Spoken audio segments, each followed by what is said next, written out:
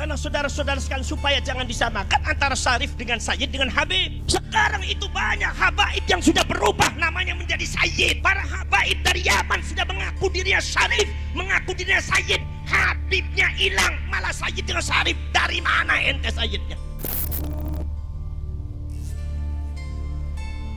Benarkah julukan Habib itu nggak sama dengan Sayyid dan Syarif yang bermakna keturunan Imam Hasan dan juga Imam Husain? Atau pertanyaan spesifiknya itu begini, apakah Habib itu tidak bermakna keturunan Imam Ali sekalipun? Mari kita jawab pertanyaan tersebut, tapi jangan lupa untuk subscribe dan like terlebih dahulu, atau belanja merchandise pemainnya Ngantor, link tokonya sudah saya taruh di deskripsi. Garis besar video ini adalah, baik Habib, Syarif, dan juga Sayyid adalah produk bahasa yang lahir dari fenomena bahasa yang bisa dilacak apa maksud dari masing-masing kata tersebut berdasarkan para pengujar di periode tertentu. Karena kaidah yang kita pakai untuk menganalisa hal ini adalah muradul kalam ala urfil mukhotib. Jadi maksud dari sebuah ucapan itu harus disesuaikan dengan kebiasaan si pengujar sendiri, bukan orang lain tapi si pengujarnya sendiri. Pembatasan masalah pertama ialah tentang letak geografis. Video ini hanya akan mencari secara spesifik pemakaian kata Habib, Syarif, Sayyid di negeri Yaman atau Hadramaut secara khusus dan Hindia Belanda, sekarang disebut dengan Indonesia. Kemudian video ini juga akan membatasi pemakaian kata Habib, Syarif, dan juga Sayyid yang digunakan di Yaman dan Hindia Belanda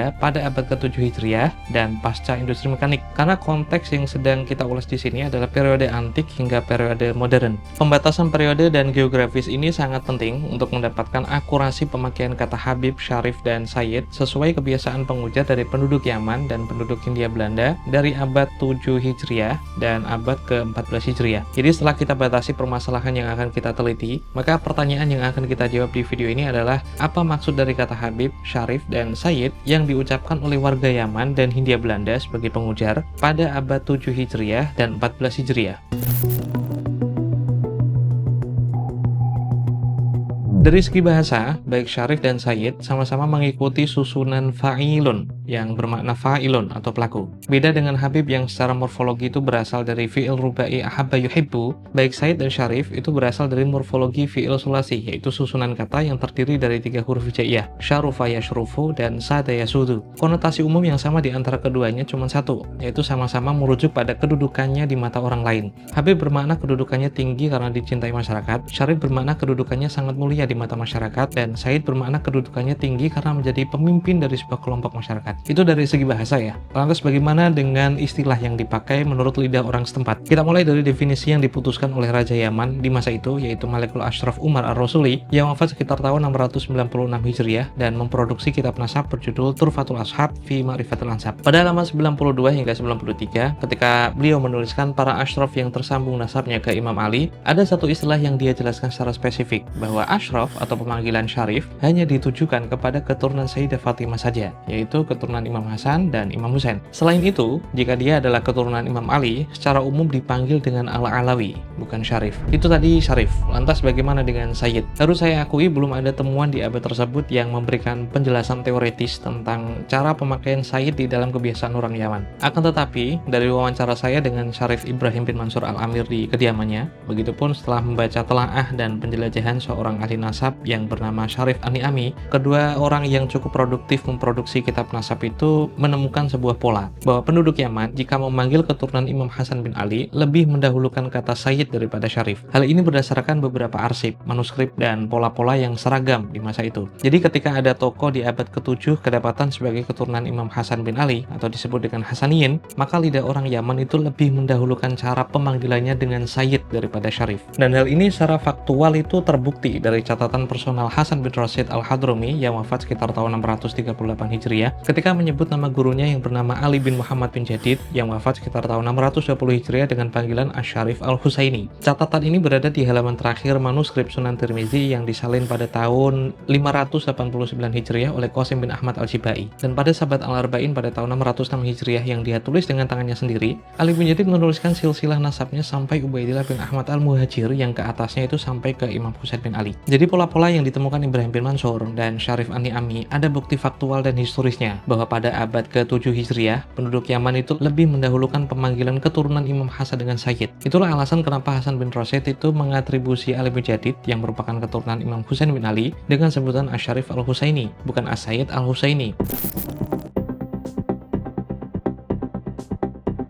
Sebelum melanjutkan uraian ke terminologi Habib, ada baiknya saya ulas terlebih dahulu kata alun. Seharusnya kalian itu sudah familiar dengan kata Alu Ibrahim, Alu Muhammad, Alu Fir'aun, atau yang mungkin yang masih hidup sekarang itu Alu Saud. Dalam konteks nasab, yaitu ketika kata alun ditempelkan pada nama seseorang yang bermaksud untuk menyebutkan hubungan darah, maka nama Alu Ibrahim, Alu Muhammad, Alu Saud itu bermakna ahluhu wa iyaluhu, yaitu keluarga dan keturunannya. Kata alun dalam bahasa Jawa itu semakna dengan kata trah, yang berarti keturunan lempang lelaki ke bawah dari satu leluhur yang sama. Nah, setelah terbukti dari orang yang semasa dengan Ali bin Jadid bahwa ternyata dia itu dipanggil dengan Asyarif Al-Husaini, silsilahnya sendiri dia tulis sampai ke Imam Ubaidillah bin Ahmad bin Isa hingga ke Imam Husain bin Ali. Bahkan yang menulis ulang silsilah itu adalah Raja Yaman sekaligus muridnya yang bernama Muzaffaruddin bin Ali At-Tibai. Maka dari reportase sejarawan setelahnya yang bernama Al-Janadi yang wafat sekitar tahun 732 Hijriah, di dalam As-Suluk menyebutkan bahwa Syarif Ali bin Jadid ini merupakan bagian dari komunitas keluarga besar yang senantiasa dikenal penduduk Hadramaut sebagai kabilah Ashraf. Mereka dikenal di Hadramaut sebagai Alu Abi Alawi. Pada abad yang sama, dari orang yang semasa dengan Al-Janadi, satu orang penduduk Yaman yang saleh yang lahir sekitar tahun 711 Hijriah, artinya dia itu mendapati 21 tahun masa kehidupan Al-Janadi. Orang tersebut pergi ke Mesir dan menemui sejarawan bernama Al-Makrizi, dan orang Yaman tersebut bernama Abu Burek. Kepada Al-Makrizi, Abu Burek itu menceritakan beberapa kisah ganjil di Hadramaut, dan minimal ada dua Ba'alawi yang dia sebut bagian dari kabilah Aba Alawi, kabilah yang sama yang disebutkan Al-Janadi untuk Ali bin Jadid. Dua orang yang disebut Abu Burek dalam kisah ganjil di Hadramaut itu ialah Ibrahim bin Abdurrahman As-Segaf bin Muhammad Maulad Tawilah dan Umar Al-Mudhar bin Abdurrahman As-Segaf. Uniknya, kedua Ba'alawi ini dipanggil Abu Burek dengan sebutan Syekh dan Al-Alawi. Sesuai dengan definisi abad ke-7 yang ditegaskan oleh Malikul Ashraf Umar Ar-Rasuli tadi, seharusnya Al-Alawi itu kita maknai sebagai keturunan Imam Ali secara umum, yang kemungkinan bisa berdampak pada kedua Ba'alawi tadi sebenarnya itu bukan keturunan Sayyidah Fatimah,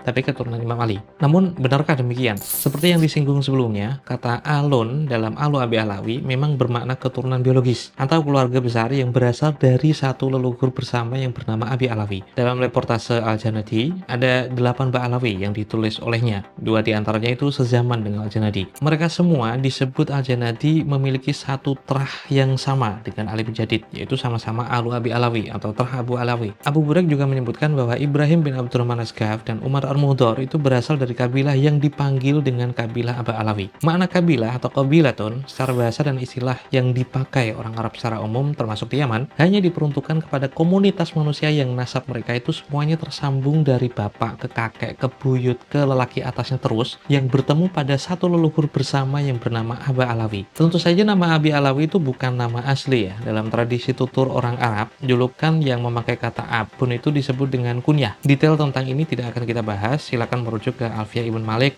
bait ke-74.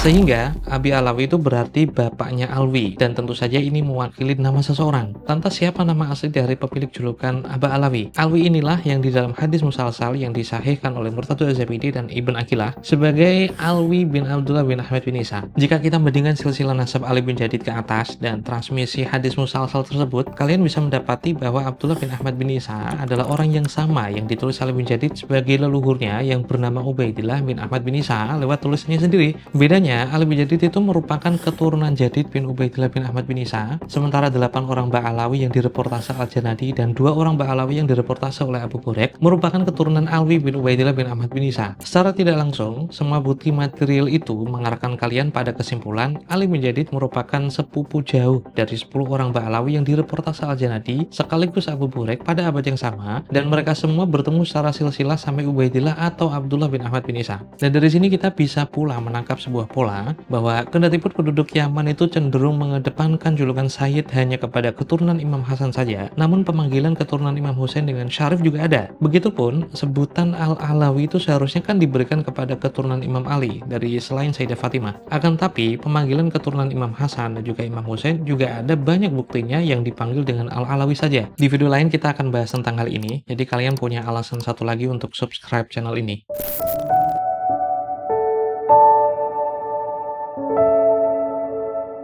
Berdasarkan riwayat tutur internal Ba'alawi, orang pertama yang dipanggil dengan julukan Habib adalah Sayyid Umar bin Abdurrahman Al-Atas yang wafat sekitar tahun 1072 Hijriah. Namun karena ini internal dan kalian semua pasti akan meminta sumber di luar Ba'alawi, maka saya hanya bisa merekomendasikan penjelasan dari Syekh Nawawi Al-Bantani Al-Jawi yang wafat pada tahun 1314 Hijriah. Di dalam buku Tulujen, kala beliau mengutip uraian dari Habib Abdullah Al-Haddad, ada penjelasan beliau seperti ini. Fastilahu ba'di ahlil bilad an-nazuriyat Rasulillah sallallahu alaihi wasallam idza kana dzakaran yuqalu lahu habibun wa in kanat unsa yuqalu laha hababatun wa istilahul aktsar yuqalu lahu sayyidun wa sayyidatun. Jadi secara istilah bagi sebagian penduduk negeri keturunan Rasulullah kala berjenis kelamin laki-laki itu panggilannya Habib, sementara perempuan itu dipanggil dengan Hababah atau Hubabah. Namun istilah kebanyakan orang keturunan Nabi itu umumnya dipanggil dengan Sayyid atau Sayyidah saja. Apa maksud dari Syekh Nawawi Banten dengan kata sebagian penduduk negeri di redaksi tersebut? Maksudnya negeri manakah yang beliau maksud? Seorang peneliti karya Syekh Nawawi Banten sekaligus pentahqiq kitab Ukhutul Ujen yang bernama Abu Mustafa Asif Jailani memberikan komentar begini. Qauluhu ba'di ahli bilad wa hum ahlu Hadramaut wa Jawa. Jadi maksud Syekh Nawawi Banten dalam redaksi sebagian penduduk negeri ialah penduduk Hadramaut dan juga Jawa. Singkatnya, kata Habib itu sepadan dengan kata Sayyid menurut Syekh Nawawi Al-Bantani yang berarti keturunan baginda Nabi yang berjenis kelamin laki-laki.